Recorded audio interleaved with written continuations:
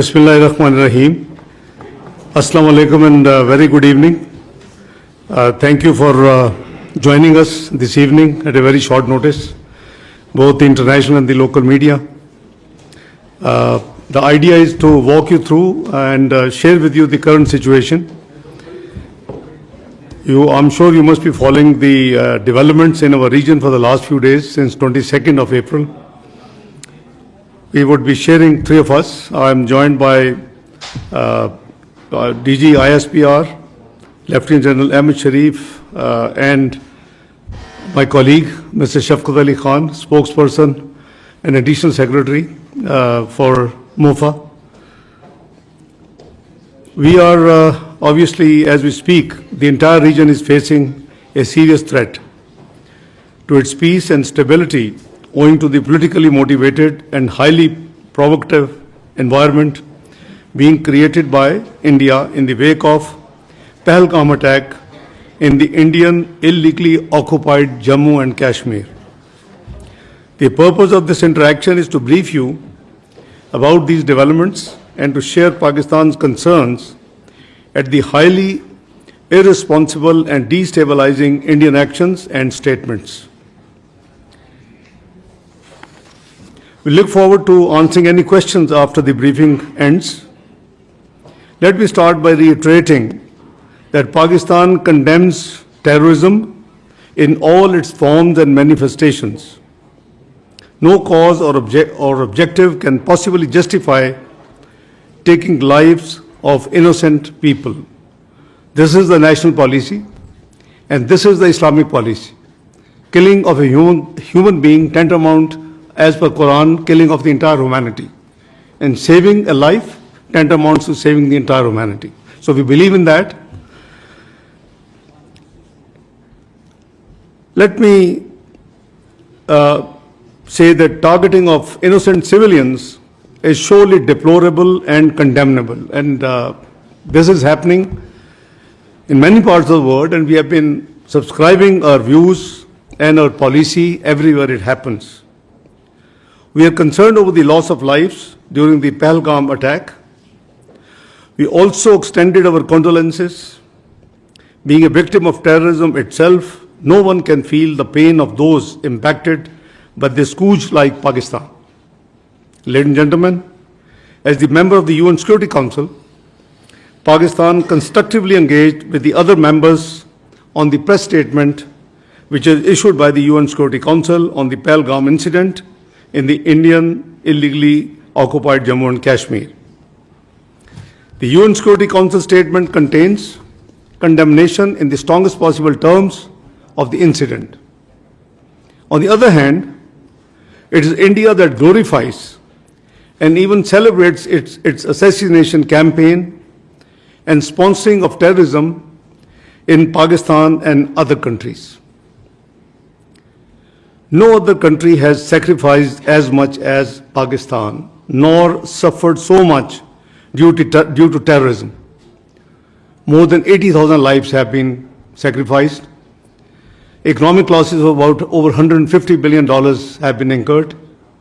And in totality, the impact, the economic and the indirect losses add up to close to $500 billion. We have been working closely with the international community to address this common threat. Since 22nd of April, Foreign Office has been actively involved and in interacting with the international community. At least a dozen foreign ministers, deputy prime ministers, and the Prime Minister, I have been in touch and have discussed and explained the situation. And I'm sure, you being from the media must be already up to date, because MOFA as a policy, after each interaction with any dignitary, we make a very brief statement as to that interaction. The countless sacrifices made by our valiant law enforcement agencies as well as common citizens have helped address the threat of terrorism and contributed towards regional and international peace and stability. In fact, Pakistan has been a victim of terrorism that is planned, orchestrated, and sponsored by India. In this backdrop, it is preposterous to even suggest any kind of association of Pakistan with this incident. The hype that is created on each and every incident in India seems to be deliberate and choreographed.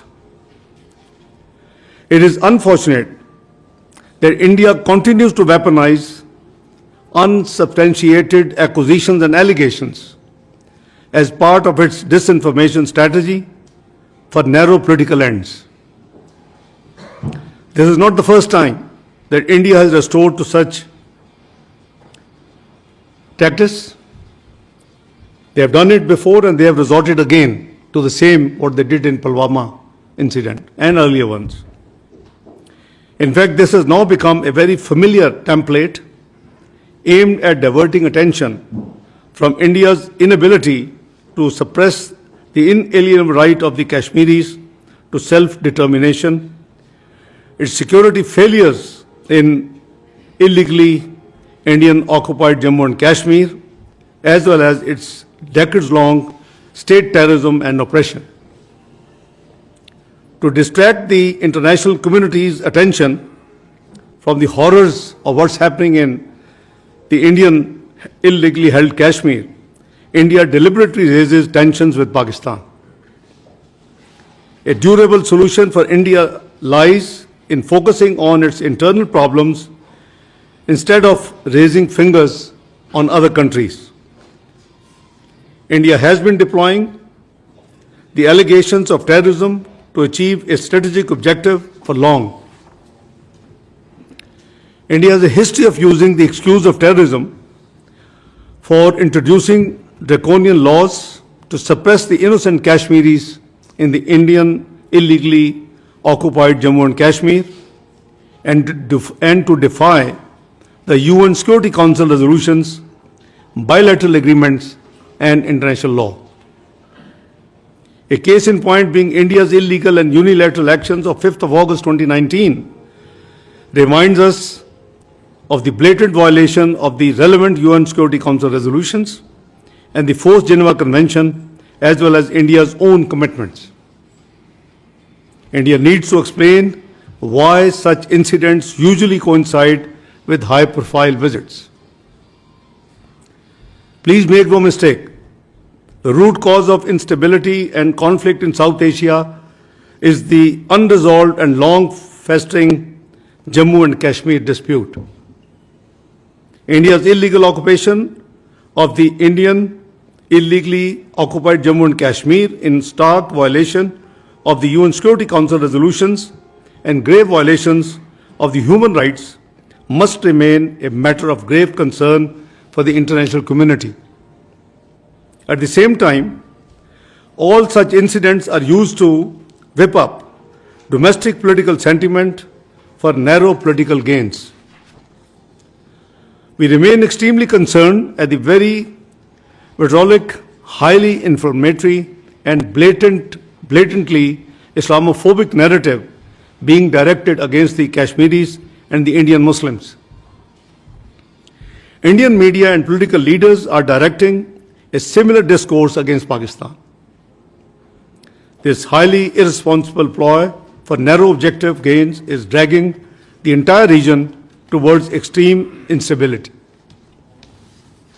India made allegations against Pakistan after the Pehlegam attack without an iota of evidence and with such dramatic speed. Pakistan has nothing to do with it, and we have said so right from the beginning, and I repeat, Pakistan has nothing to do with Pehlegam incident, period. We demand an independent and transparent probe by neutral investigators as announced by the Prime Minister of Pakistan, Mohammad Shahbaz Sharif. Any TORs in this regard should be credible and mutually agreed.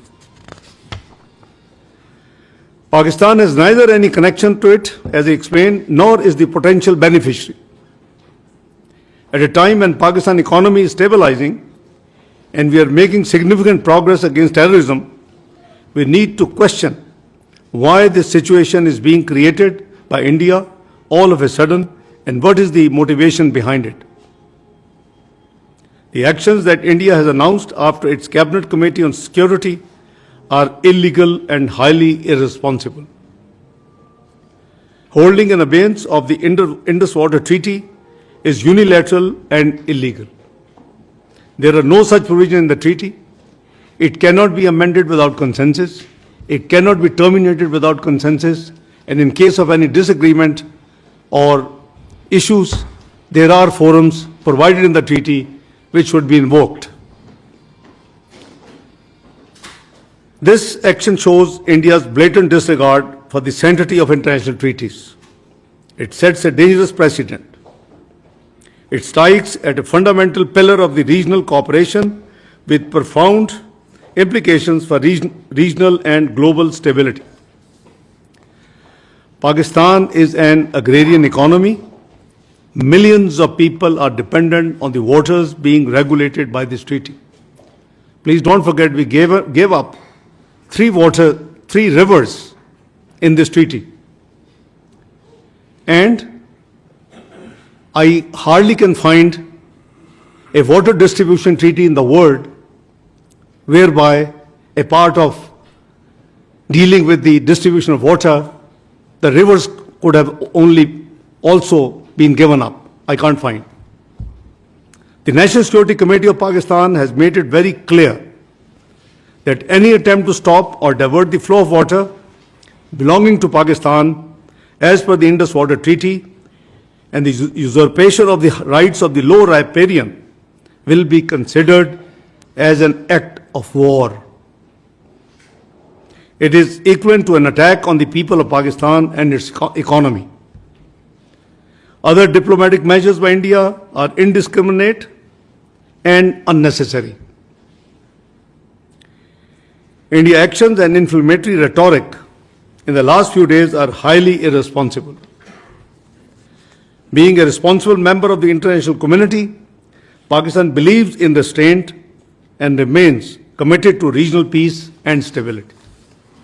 However, in case of any act of aggression, Pakistan remains determined to defend its sovereignty and territorial integrity in exercise of its inherent right to self-defense as enshrined in Article 51 of the UN Charter. The world leaders I have been speaking to in the last few days after this incident, who have been requesting for the exercise of restraint, I have been making it very clear on behalf of our government, on behalf of the nation, Pakistan will not be the first one to resort to any escalatory move. However, in case of any escalatory move by the Indian side, we will respond very strongly. Let me raise some questions that need to be considered with respect to the Phalgam incident. One, is it not the time for the international community to hold India accountable for its transnational assassinations in different countries, including Pakistan? Two, is it not important to distinguish between the international community's sympathy with victims of the incident and unwitting endorsement of Indian belligerence?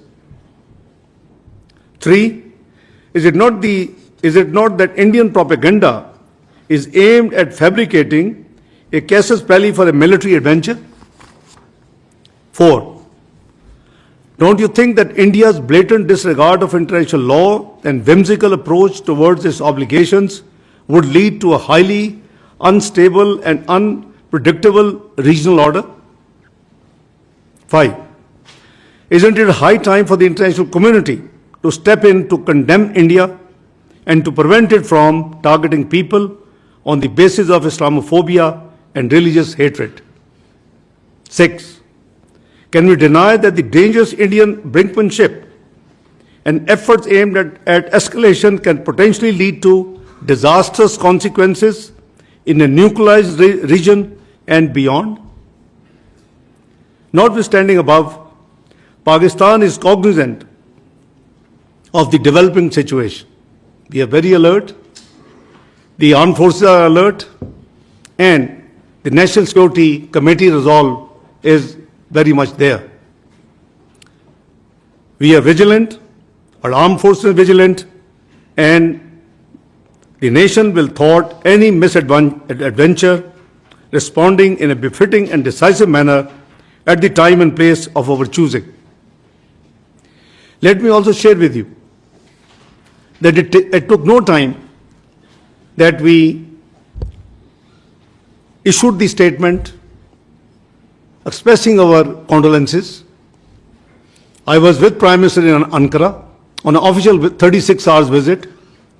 After we landed, the news came, and the moment the meetings for which we had gone there ended in the evening, I was in touch with the Foreign Office, and the Foreign Secretary and I and the team finalized in consultation with the stakeholders, Pakistan's statement on this incident, number one.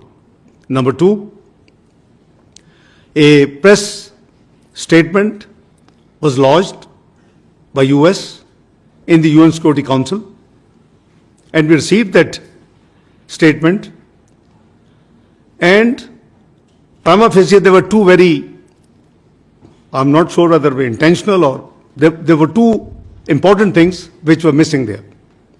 One was missing, one was additional. The Pahlegam did not have in which part of the world, so we insisted Jammu and Kashmir to be added. Number two, there was a reference to the resistance forum, and there was a condemnation of that forum. We were happy to do that, but we asked, can we have any evidence? Or even if they have self-claimed that they have done this, we'll be very happy. So obviously, we, on principles, all other 14 members agreed to our objections, amended the press statement, which has strongest condemnation with respect to the terrorist attack in Pehlgam. So don't tell me that Pakistan is not condemned. There are different forums of condemnation. Pakistan has condemned at the international forum, where it is a responsible, one of the 15 members of the UN Security Council. Pakistan highest security forum, which is National Security Committee, has condemned it. We've condemned terrorism in all its manifestation, all forms and manifestations. Prime Minister has given a very clear condemnation statement when he offered the independent inquiry, impartial, transparent inquiry by independent, actors. So this is something, rhetoric, which the other side has been playing, that we did not condemn, we didn't do this. That is all wrong. So this is a brief detail I have shared with you, my opening statement. My colleagues sitting with me, spokesperson will walk you through with more detailed specific facts, and then, where necessary, Lieutenant General Sharif would step in to augment the facts. So over to you, Shafqat sir. Thank you. Thank you very much, sir. We have the Deputy Prime Minister and Foreign Minister has provided a detailed policy statement which outlines very clearly the main contours of Pakistan's policy on this development and what is happening in our region. We have a bit more detailed information to share with our colleagues and friends here, and this is basically an attempt to further build on what the Deputy Prime Minister has already articulated, and essentially it is an effort to clear the fog of confusion and also to remove the miasma of disinformation, basically, and to clearly lay out Pakistan's perspective. So the sequence we are following is basically just to give you an outline of how our detailed presentation would flow. So first we will speak a few words about the Pahlegam incident, some details about geography, what happened. The second is the question of the larger problems which we have been witnessing, which is very evident, is the fake encounters and illegally held Pakistani prisoners in India. The third and very crucial, very important, it feeds into this whole picture, is the Indian-sponsored and abetted terrorism in Pakistan. This we will explain in some detail how it is happening and what are the mechanics and what are the implications of this. And finally, the last two sections deal with the internal repression in India and stifling of freedom of expression, basically. So the first part I'll start is the Pahlegam incident. Can we slide? Yeah, okay. So you have a good view of it. The incident occurred in Pahlegam, which is about 230 kilometers from the line of control, or 100 kilometers the crow flight distance. And it's a known tourist area. And it's very clear if you look at this map which has been on display here. The area is hilly and slightly treacherous in nature. An important detail now, this please keep in mind. The attack took place between 1350 to 1420 hours. This is the time window when this attack is taking place. But the FIR was registered at 1430 hours, within 10 minutes. Unfortunately, there were 26 people died. There was, including one Nepali national, and 16 people were injured.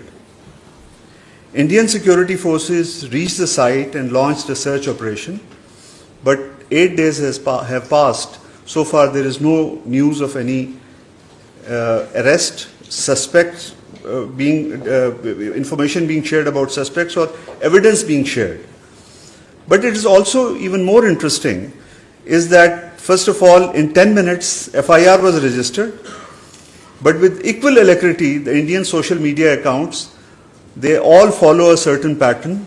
They are affiliated with the Indian External Intelligence Agency. We will give more detail about that. And they, in 10 minutes time, I think the attack lasted till 1420 hours. Within short span of time, immediately Pakistan was started being blamed, although there was no evidence, nothing, no detailed information, but this being was pinned on Pakistan very, very quickly. And this is something very interesting to reflect on. The next, it's a pichli slide pe jaye. The slide before this. Yes. The other point is also you have to keep in view that when we are talking about 10-minute difference between the writing of FIR and the incident, it is a hilly track. Its minimum time is 30 minutes you need to get to the police station. This is very important to keep in view. So, but again, just to repeat myself, sounding repetitive, but the FIR is registered in a matter of 10 minutes. The timing raises serious questions about how information was processed so quickly. And writing of FIR is that it needs certain deliberation. Maybe someone called, but the point is you need to gather, this is the first information report, you have to have some contours of what happened actually before you get into the writing of the FIR. And that too in such difficult terrain, how all of this was done basically. From this onward, now come to the next slide. I will now request the Director General ISPR, Lieutenant General Sharif, to take over this, the other part of the presentation. He'll share more details on this. Thank you, sir. Thank you very much. As the spokesperson has already given you an orientation of the area. So if you see the first slide, if you can go to the first slide, I'll just tilt a bit so that I'll be able to go along with you. If you can go to the map slide. If you see, this is the, if this is the crow distance from the Badori Bulge at the place, it is approximately 100 kilometers. And on the road and tracks, it is more than 200 kilometers. But that is from the tip of the Badori Bulge. From any nearest Pakistani town that says Bagh, it's even much more. So, what we are trying to do here is to walk you through facts of this incident rather than the allegations that are being made. So, if the allegation is that it's the Pakistan-based so-called terrorists did this incident, then you need to be cognizant of where it lies, how far deep it is inside the illegally occupied Jammu and Kashmir. If you see the terrain on this map slide, you will see that it's quite hilly. It's not the sort of terrain which is very friendly, and not a sort of terrain where the all-weather fair roads exist. It's mostly on 4x4 and the horseback that the travel is being done over there. If you go to the next slide, so there's a track, then comes the road. So approximately, if you see, it takes about, we can estimate that about 30 minutes for someone to move from the incident site to the police station. So if the incident, as per the FIR, was from 1350 and it is 1420 hours. So how it was humanly possible that within 10 minutes, the police was there, evaluated the situation, went back and registered the FIR. And if we see this FIR closely, there are 3 points. The time factor, the time aspect has been, I think, repeatedly, clearly enunciated. There are 2 more things that I would like to draw your attention. That the FIR lodged after 10 minutes states that these were across the border. The handlers of this incident were across the border. So they established it in 10 minutes.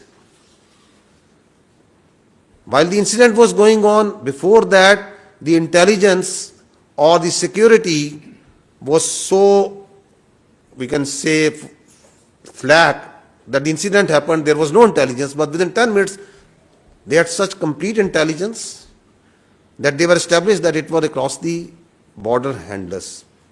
And secondly, it says over there that there was indiscriminate firing. However, we also know that a consistent narrative was made, is being made, that this act of terrorism was done on base of religion, that the Muslims, that it was the segregation was done and Hindus were killed. So I would request if you can go to the next slide. Now, if you please see this clip which has been made at the time of incident. Please run it. Allahu Akbar, Allahu Akbar, Allahu Akbar. You can see that the firing and whatever happening is not, there is no discrimination or segregation being done. Are the people being segregated, identified on the basis of religion? You can see in the background while this video is being made, right at the time of incident.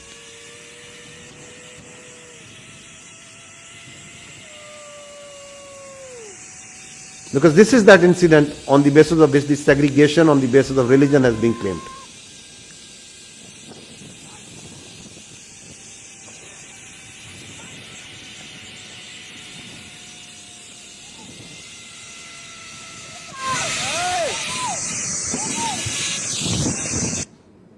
So, because facts speak for themselves. On the next clip, he is the brother of the Muslim victim of this act of that happened of the killing of the innocent citizens over there. Listen to him. जो मैं सुन रहा हूँ कि हिंदू मुस्लिम ये सब गलत है, क्योंकि मेरा भाई जो है जीती जागती मिसाल है उसका. ये जो बोल रहे हैं कि खाली हिंदू को टारगेट किया गया, उसमें मेरा भाई भी है, वो मुस्लिम है. ये गलत बात है, इन्होंने मतलब गलत चीज फैलाई है. So why this self-made narrative is being made? That is a question that has already been raised by the Honorable Deputy Prime Minister. If you go to the next slide, you see that